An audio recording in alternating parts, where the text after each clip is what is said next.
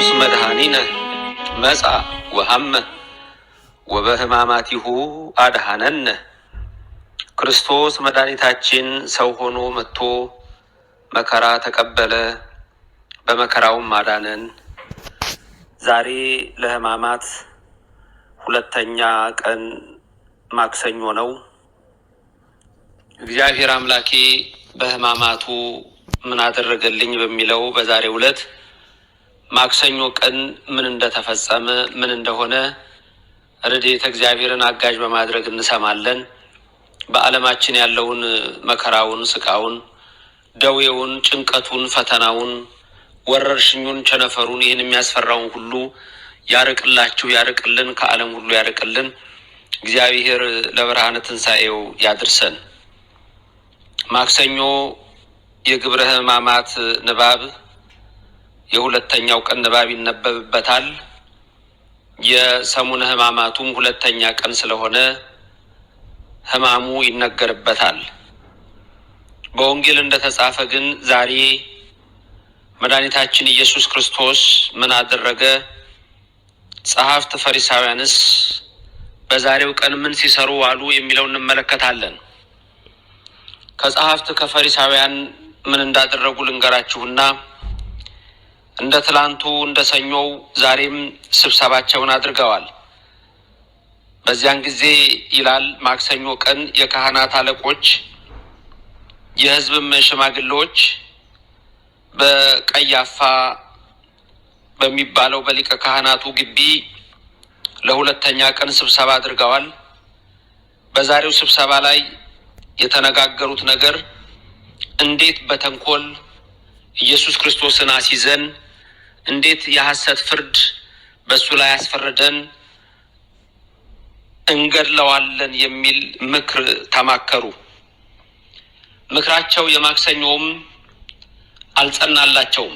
እርስ በርሳቸው የተከፋፈለ ሐሳብ ነበራቸው። ምክንያቱም በዓል እየደረሰ ነው። ሐሙስ ተነገ ወዲያ ከሁለት ቀን በኋላ የፋሲካ በዓላቸው ይደረጋል። ከዛን የሚጀምረው ከሐሙስ አይወጣም ፋሲካ።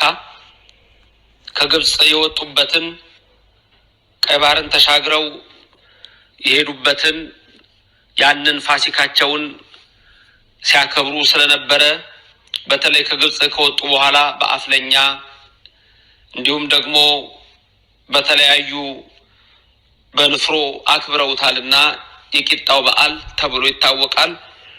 ስለዚህ ይሄንን በዓል ሐሙስ ስለሆነ እንዴት አድርገን በበዓል እንይዘዋለን? ስለዚህ ሁከት ይነሳብናልና በዓሉ ይለፍ ብለው ስብሰባቸውን ግን በሊቀ ካህናቱ ግቢ አድርገው ኢየሱስ ክርስቶስን ለመስቀል ኢየሱስ ክርስቶስን ለመግደል ቀኑን ሙሉ በዚህ ሐሳብ ላይ ውለዋል።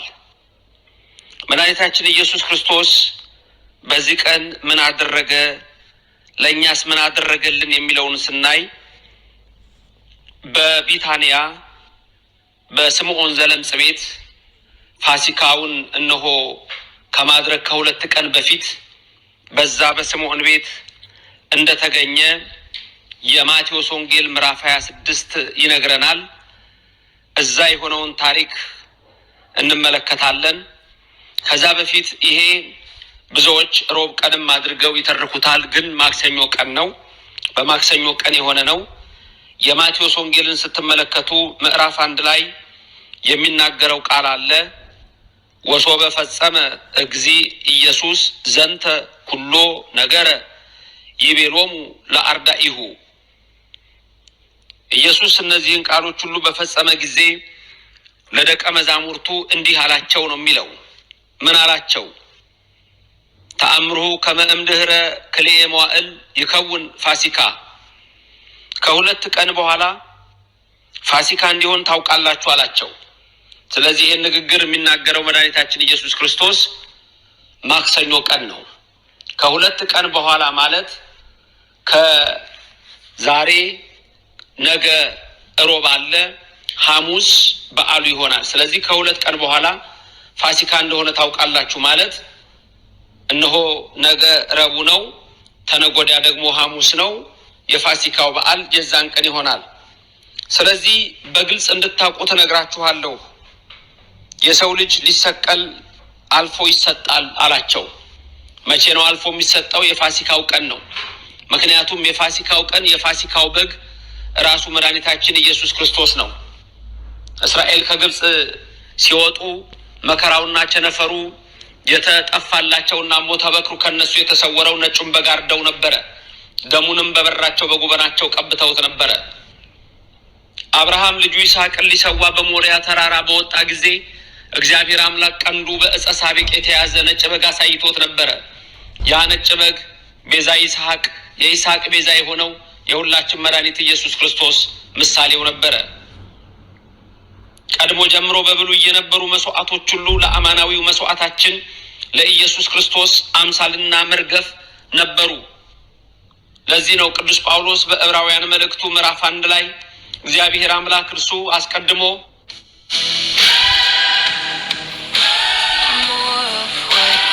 ምዕራፍ 1 ላይ እግዚአብሔር አምላክ እርሱ አስቀድሞ በብዙ ነቢያት ነገረን፣ በብዙ አምሳል ነገረን፣ በብዙ መርገፍ ነገረን፣ ኋላም በልጁ በመጨረሻው ዘመን እነሆ በልጁ ተናገረን ይላል። ስለዚህም የዛ ሁሉ ምሳሌ ኢየሱስ ክርስቶስ አምላካችን መጥቶ የፋሲካው በግ እንደሚሆን ነበረ። ቅዱስ ዮሐንስ ሊያጠምቀው እነሆ ገና ሲመጣ ሲያየው ነዋ በግኡ ለእግዚአብሔር ዘየአትት ኃጢአተ ዓለም፣ የእግዚአብሔር በግ እነሆ ይኸውና የዓለምን ኃጢአት ሁሉ የሚያስወግደው አለ። ስለዚህ መድኃኒታችን ኢየሱስ ክርስቶስ ለደቀ መዛሙርቱ እንዲህ አላቸው፣ ከ2 ቀን በኋላ ፋሲካ እንዲሆን ታውቃላችሁ፣ የሰው ልጅም ሊሰቀል አልፎ ይሰጣል አላቸው። ስለዚህም ይሄ የሚሆነው ሐሙስ ነው። በፋሲካቸው ዕለት ነበረ ማታ ምሽት። የማቴዎስ ወንጌል 26 ቁጥር 6 እንደሚነግረን ኢየሱስ በቢታንያ በለምጻሙ በስምዖን ቤት ነበረ ይላል።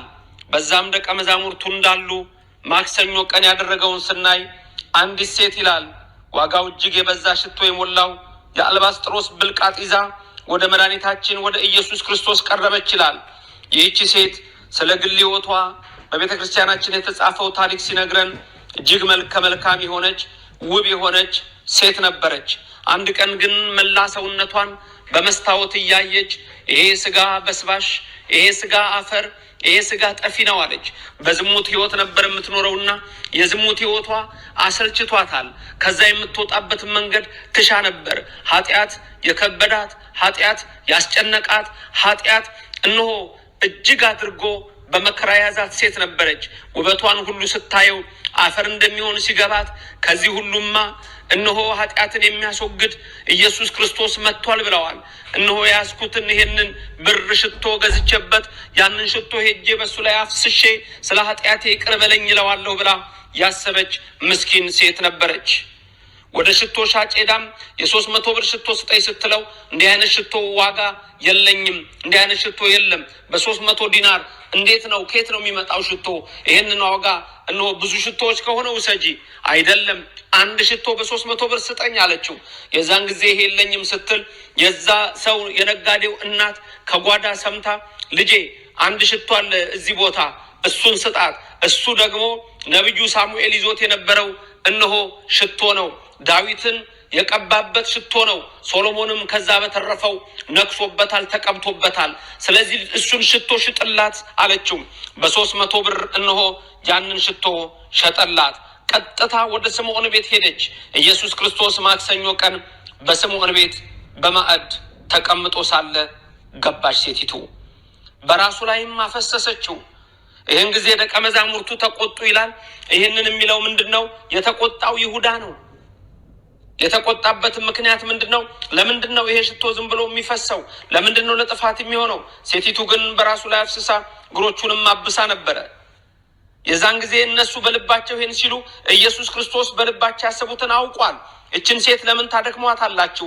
መልካም ስራ ሰርታልኛለችና እንደውም ስሟ ወንጌል በተጠራበት ሁሉ ይጠራል ብሎ አራቱም ወንጌላውያን ማቴዎስም፣ ማርቆስም፣ ሉቃስም፣ ዮሐንስም አራቱም ቅዱሳን ወንጌላውያን ስለዚህ ሴት ጽፈዋል።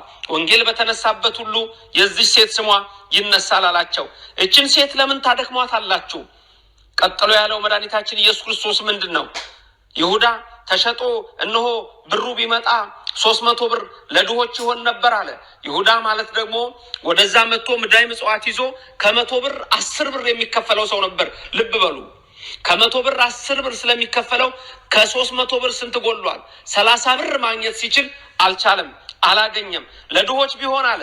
ለድሆች አስበው አይደለም። ኢየሱስ ክርስቶስም መድኃኒታችን ምን አለ? ድሆች ሁልጊዜ ከእናንተ ጋር ይኖራሉ፣ እኔ ግን ሁልጊዜ ከእናንተ ጋር አልኖርም።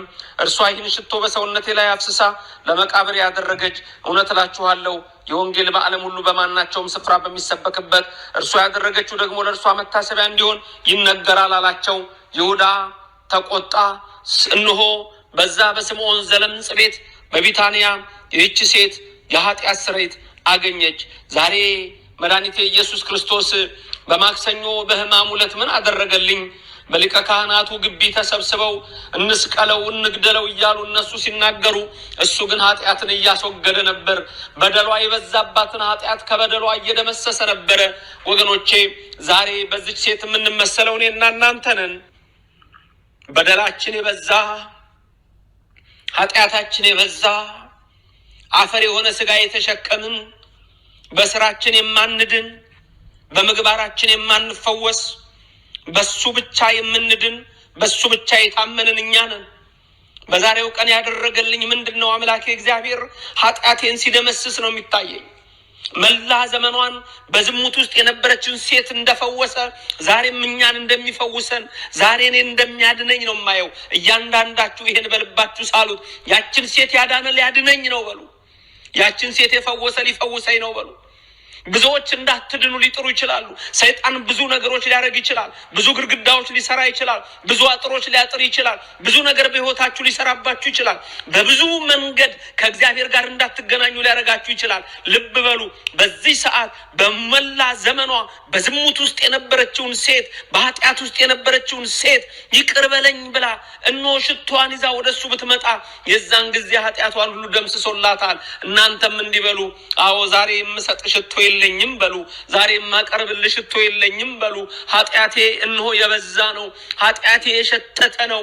ኃጢአቴ ክፉ ነው በሉ። እነሆ በሰውነቴ ማፈር ነው። በበደል ውስጥ ነኝ፣ በኃጢአት ውስጥ ነኝ። ተአምኖ ኃጣው ራሳችን እንመን፣ ጻድቅ አይደለንም። በፊቱ ሰማይ እንኳን ንጹህ አይደለም ይላል። ሰማያውያን እንኳን ንጹህ አይደሉም ከእግዚአብሔር ንጽህና ጋር ሲተያይ።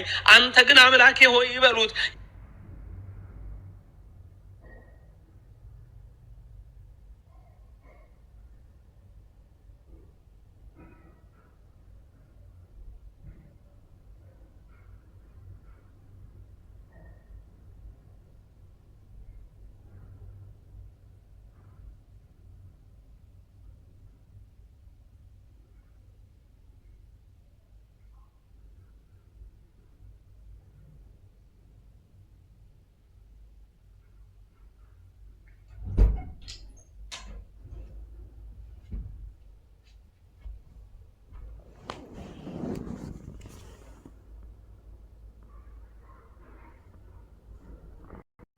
እናንተም እንዲበሉ፣ አዎ ዛሬ የምሰጥ ሽቶ የለኝም በሉ።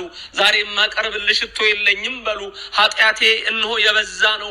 ኃጢአቴ የሸተተ ነው። ኃጢአቴ ክፉ ነው በሉ። እነሆ በሰውነቴ ማፈር ነው። በበደል ውስጥ ነኝ፣ በኃጢአት ውስጥ ነኝ። ተአምኖ ኃጣው ራሳችን እንመን፣ ጻድቅ አይደለንም። በፊቱ ሰማይ እንኳን ንጹህ አይደለም ይላል። ሰማያውያን እንኳን ንጹህ አይደሉም ከእግዚአብሔር ንጽህና ጋር ሲተያይ። አንተ ግን አምላኬ ሆይ ይበሉት ያችን ዘማ ሴት በዘመኗ ሁሉ በኃጢአት የነበረችውን በዚች ቅጽበት ያዳንካት እኔንም በዚች ቅጽበት አድነኝ በሉ። አምላኬ ዛሬ በማክሰኞ ቀን ምን አደረገልኝ? ኃጢአቴን ደመሰሰልኝ፣ በደሌን አጠበልኝ፣ ርኩሰቴን አነጻልኝ፣ በፊቱ ክብር ሰጠኝ። የሚከለክሉኝ ቢኖር እንኳን እነሱን አልሰማም። እነሆ እንደውም ስሜ ይጠራ ዘንድ ወደደ። መልካሙ እረኛ፣ መልካሙ ንጉሥ፣ ስለኔ በቀራኒው አደባባይ ነፍሱን የሚሰጥ እርሱ ዛሬ ምን አደረገልኝ? በሕማማቱ ዛሬ ምን አደረገልኝ? በማክሰኞ ዕለት ኃጢአቴን እንደመሰሰልኝ፣ በደሌን እንደመሰሰልኝ፣ በሱም እንሆ ተፈውሻለሁ። አዎ በእርሱ ሕማም ድኛለሁ። ስለዚህ አምላኬ እግዚአብሔር እርሱ ኢየሱስ ክርስቶስ በማክሰኞ ቀን ምን አደረገልኝ? ኃጢአቴን ደመሰሰልኝ። አቤቱ አምላኬ ሆይ ከሰማይ ሰማያት ወርደህ ከድንግል ማርያም የተወለድክ እንደ ሴቲቱ የምሰጥ ሽቶ የለኝም፣ የማቀርብልህም ምን ምግባር የለኝም።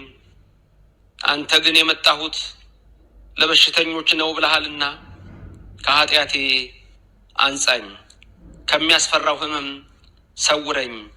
ወገኖቼን ሁሉ ጠብቅልኝ፣ ዘመዶቼን ሁሉ ከልልልኝ። አገሬን ኢትዮጵያ ጠብቅልኝ፣ ዓለሙን ሁሉ ሰላም አድርግልኝ። እኔንም ልጅህን አትተወኝ፣ እንደ ሴቲቱ ተቀበለኝ። ይሁዳ መዳኔን አይሻም፣ ሌሎችም እንዲሁ ክፉ ሆነዋል። ሰይጣን ወደ አንተ እንዳልቀርብ ብዙ አጥር ሰርቷል። አንተ ግን ያን አልፈ መጣህልኝ፣ ከሰማይ ወረድክልኝ። ልታድነኝም ወደሃልና አመሰግንሃለሁ። አሜን። የድንግል ማርያም ልጅ ኢየሱስ ክርስቶስ ሆይ ይቅር በለኝ፣ እራራልኝ፣ አትተወኝ። አሜን።